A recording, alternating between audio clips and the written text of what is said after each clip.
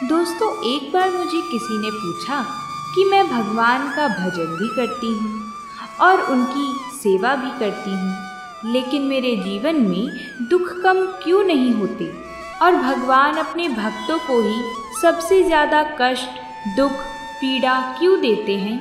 ये सवाल सुनकर मुझे लगा कि ये प्रश्न तो हम में से हर किसी के मन में कभी ना कभी ज़रूर आता है। सभी को जय श्री कृष्णा, जय श्रीमन नारायण। इसी सवाल का जवाब आज हमें एकादशी कथा में मिलेगा। आप सभी इस कथा को ध्यान से सुनिएगा।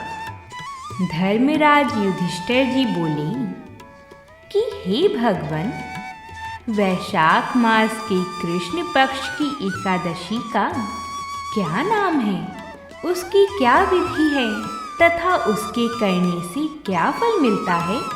आप विस्तार पूर्वक मुझसे कहिए, मैं आपको नमस्कार करता हूँ। भगवान श्री कृष्ण ने कहा, हे राजेश्वर, इस एकादशी का नाम वरुथिनी है। यह सौभाग्य देने वाली, सब पापों को नष्ट करने वाली तथा अंत में मोक्ष देने वाली है। इस व्रत को यदि कोई अभागिनी स्त्री करे तो उसको सौभाग्य मिलता है। इसी वरुथिनी एकादशी के प्रभाव से राजा मानधाता स्वर्ग को गया था। वरुथिनी एकादशी का फल 10,000 वर्ष तक तप करने के बराबर होता है। कुरुक्षेत्र में सूर्य ग्रहण के समय एक मन स्वर्ण दान करने से जो फल प्राप्त होता है, वही फल वरुथिनी एकादशी के व्रत करने से मिलता है। वरुथिनी एकादशी के व्रत को करने से मनुष्य इस लोक में सुख भोग कर परलोक में स्वर्ग को प्राप्त होता है। शास्त्रों में कहा गया है कि हाथी का दान घोड़े के दान से श्रेष्ठ है। हाथी के दान से भूमि दान, भूमि के दान से तिलों का दान, तिलों के दान से स्वर्ण का दान तथा स्वर्ण के दान से अन्न का दान श्रेष्ठ है। अन्न दान के बराबर कोई दान नहीं। अन्न दान से देवता, पितृ और मनुष्य तीनों तृप्त हो जाते हैं। शास्त्रों में इसको कन्यादान के बराबर माना जाता है। वरुथिनी एकादशी के व्रत से अन्नदान तथा कन्यादान दोनों के बराबर फल मिलता है।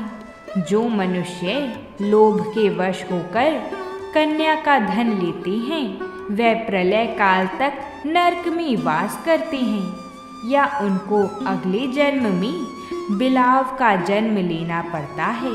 जो मनुष्य प्रेम एवं धन सहित कन्या का दान करते हैं, उनके पुण्य को चित्रगुप्त भी लिखने में असमर्थ हैं। जो मनुष्य इस वरुथिनी एकादशी का व्रत करते हैं, उनको कन्यादान का फल मिलता है। मैं तुम्हें वरुथिनी एकादशी की व्रत कथा सुनाता हूँ। तुम श्रद्धा पूर्वक इसका श्रवण करो।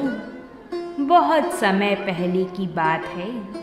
नर्मदा नदी के किनारे एक राज्य था, जिस पर मानधाता नामक राजा राज्य किया करते थे। राजा बहुत ही पुण्य आत्मा थे। अपनी दानशीलता के लिए वह दूर दूर तक प्रसिद्ध थे। वह तपस्वी भी और भगवान विष्णु के उपासक थे। एक बार राजा जंगल में तपस्या के लिए चले गए और एक विशाल वृक्ष के नीचे अपना आसन लगाकर तपस्या आरंभ कर दी। वह अभी तपस्या में लीन ही थे कि एक जंगली भालू ने उन पर हमला कर दिया। वह उनके पैर को चबाने लगा, लेकिन राजा मानधाता तपस्या में ही लीन रहे। भालू उन्हें घसीट कर ले जाने लगा, तो ऐसे में राजा को घबराहट होने लगी। लेकिन उन्होंने तपस्वी धर्म का पालन करते हुए क्रोध नहीं किया और भगवान विष्णु से ही इस संकट से उबारने की गुहार लगाई। लेकिन तब तक भालू राजा के पैर को लगभग पूरा चबा चुका था। राजा बहुत दुखी थे, दर्द में थे। भगवान विष्णु ने कहा, वत्स, विचलित होने की आवश्यकता नहीं है। वैशाख मास के कृष्ण पक्ष की एकादशी, जो कि वरुथिनी एकादशी कहलाती है, उस एकादशी पर मेरे वराह रूप की पूजा करना। व्रत के प्रताप से तुम पुनः संपूर्ण अंगों वाली हष्ट पुष्ट हो जाओगी। भालू ने जो भी तुम्हारे साथ किया, यह तुम्हारी पूर्व जन्म के पाप का फल था। इस एकादशी के व्रत से तुम्हें सभी पापों से भी मुक्ति मिल जाएगी। भगवान की आज्ञा मानकर मानधाता ने वैसे ही किया और व्रत का पारण करते ही उसे जैसे नवजीवन मिला हो, वह फिर से हष्ट पुष्ट हो गया। अब राजा और भी अधिक श्रद्धा भाव से भगवत भक्ति में लीन रहने लगा।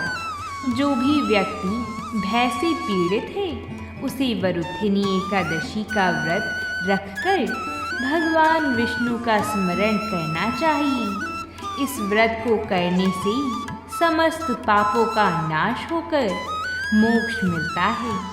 तो बोलिए भगवान श्री हरि की जय हो। अगर आपने इस कहानी को ध्यान से सुना होगा तो आपको समझ आया होगा कि जो भी हमारे जीवन में कष्ट, दुख और विपत्तियां आती हैं, वो हमारे ही पिछले किए हुए कर्मों का फल होता है।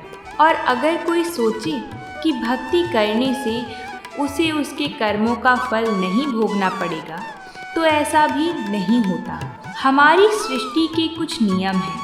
इन्हीं में से एक नियम है कर्मों के फल का। कर्मों का फल अवश्य मिलता है, चाहे वो अच्छा हो या बुरा। लेकिन अगर कोई भगवान का आसरा लेता है तो भगवान उसे उन विपत्तियों से लड़ने की क्षमता प्रदान करते हैं, जिससे वो हार ना मानकर जैसे तैसे उन दुख दर्दों को भोगकर इस जन्म मरण के चक्कर से छूटकर अपने भगवान के पास जा सके और फिर उसे दुख और कष्टों को नहीं भोगना पड़े। भगवान के कितने ही भक्त ऐसे हैं जिन्होंने बहुत ही पीड़ा और कष्टों को भोगा है, जिसके बाद उनको स्वयं भगवान ही लेने आए हैं। तो आइए हम सब भी भगवान की शरण में जाकर भगवान का नाम जप करते हैं, तो हमारी जीवन की समस्त समस्याओं का समाधान प्रभु की इच्छा और कृपा से संभव है। इसलिए इस पावन एकादशी को पूरी श्रद्धा से मनाएं, भगवत कथा सुनें, सत्कर्म करें और अपने जीवन को दिव्यता से भर दें। अगर आप सभी को ये कथा अच्छी लगी है तो वीडियो को लाइक ज़रूर करें। साथ ही में हमारे चैनल को भी सब्सक्राइब करें, जिससे ऐसी ही व्रतों से जुड़ी कथाएं आपको समय अनुसार मिलती रहें। बोलिए भगवान श्री हरि की जय हो।